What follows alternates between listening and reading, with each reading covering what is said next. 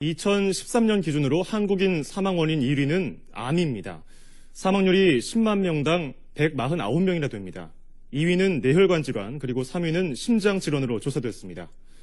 이렇게 암은 1983년 이후부터 30여 년째 부동의 1위 자리를 고수하고 있는데요. 우리나라는 매년 20만 명이 넘는 암 환자가 새로 발생합니다. 국민의 평균 수명인 81세까지 살았을 경우 암이 발생할 확률은 이렇게 37%나 되는 것으로 나타났습니다. 그렇다면 우리나라 국민에게 가장 많이 발생하는 암은 뭘까요? 3위는 대장암, 2위는 위암이었습니다. 1위는 갑상선암인데요. 2012년 한 해 동안 무려 4만 4천 명이 갑상선암에 걸린 것으로 나타났습니다.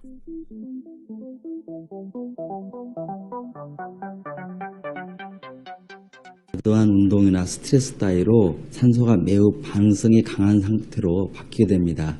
그런 물질들을 유해산소 또는 활성산소라고 하는데, 그런 물질들이 세포 손상이나 여러 가지 단백질의 변형을 일으켜서 노화를 촉진하거나 또는 여러 가지 질병을 일으키게 됩니다.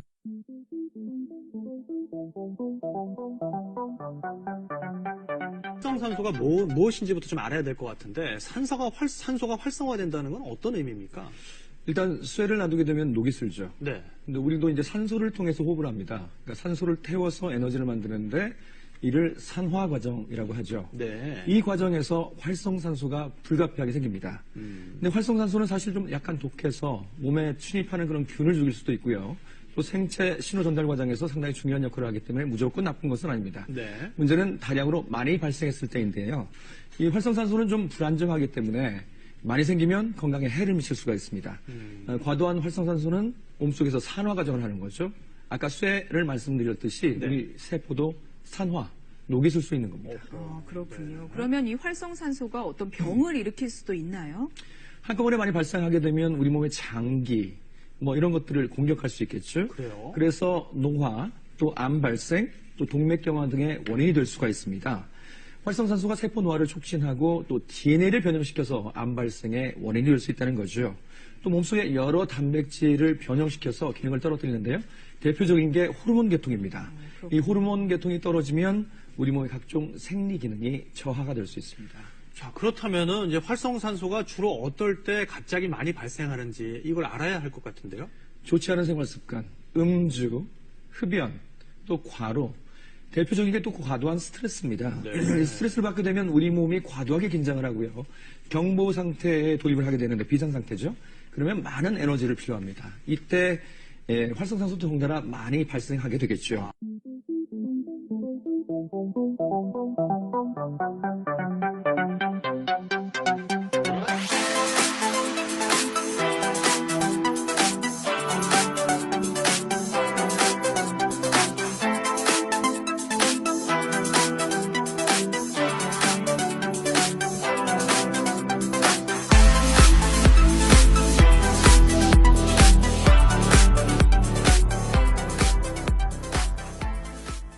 커피가 암 예방에 효과가 더 크다는 연구들이 많이 쏟아져 나오는 추세인데요. 이런 이유는 커피가 항암 물질도 함유하고 있기 때문입니다.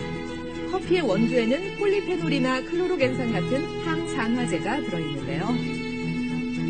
하루에 한 두세 잔씩 일상적으로 커피를 마시는 사람은 전혀 마시지 않거나 혹은 거의 마시지 않는 사람보다 각종 암의 발생이 13% 정도 줄었다는 연구 결과도 있어요. 커피는 포도주의 3배, 홍차의 9배나 되는 폴리페놀을 가지고 있습니다.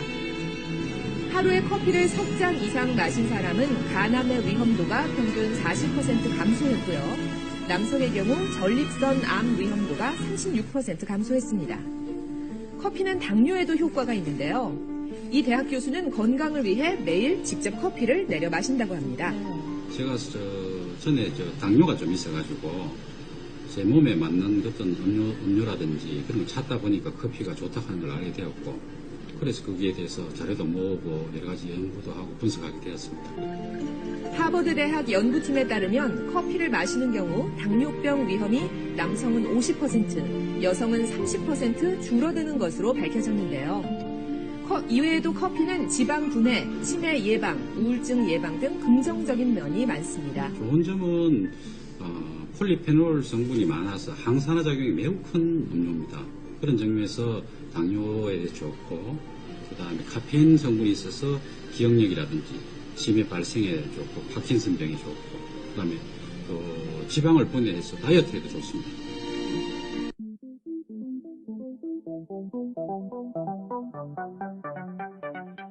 지난해 국내 커피 시장 규모가 처음으로 10조 원을 돌파했습니다. 관세청과 커피업계 등에 따르면 지난해 국내 커피 시장 규모는 약 11조 7,397억 원으로 집계됐습니다.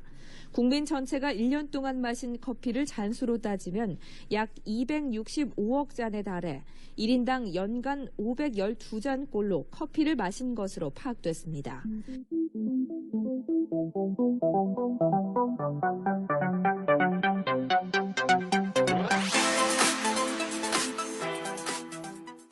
스타벅스를 비롯한 유명 커피 회사들이 원두 로스팅 과정에서 발암 물질이 생성될 수 있다는 경고문을 커피컵에 부착해야 한다는 미국 법원의 결정이 나왔습니다.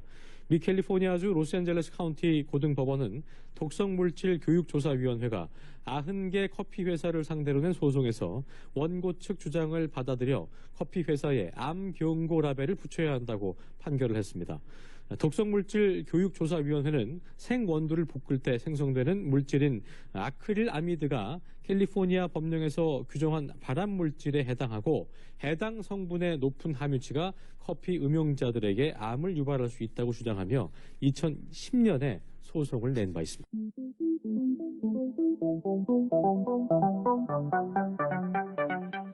국제암연구소와 미국 FDA에서 발암물질로 분류한 아크릴 아마이드.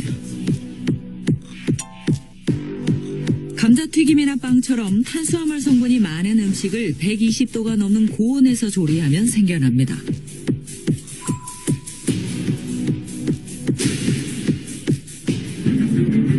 그렇다면 커피는 어떨까요? 커피를 만들기 위해서는 원두를 볶아야 하는데 이때 보통 200도가 넘는 온도로 가열합니다. 이 과정에서 발암물질이 생성된다는 건데 커피 이대로 마셔도 괜찮은 걸까요? 과연 우리나라에서 판매되는 커피도 미국과 마찬가지로 발암물질이 들어있을까요? 커피 전문점에서 판매하는 커피 원두에서 발암물질 아크릴 아마이드가 검출됐습니다.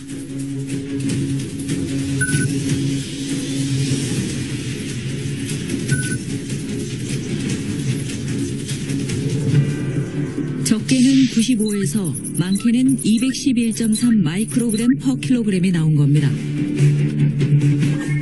하지만 아메리카노 커피에서는 5업체 모두 검출되지 않았습니다. 우리가 흔히 마시는 믹스 커피에 들어있는 인스턴트 커피는 어떨까요? 식약처 조사에 의하면 시중 73개 제품 중 46개 제품에서 아크릴 아마이드가 검출됐습니다. 깨어있는 자는 꿈을 이룬대요. 저는 이걸 엄청 지금까지 항상 생각을 해요. 이 뱃살 저치를 도구를 이용해서 우리 사람들이 가지고 있는 모든 꿈 이루시기 바랍니다. 감사합니다.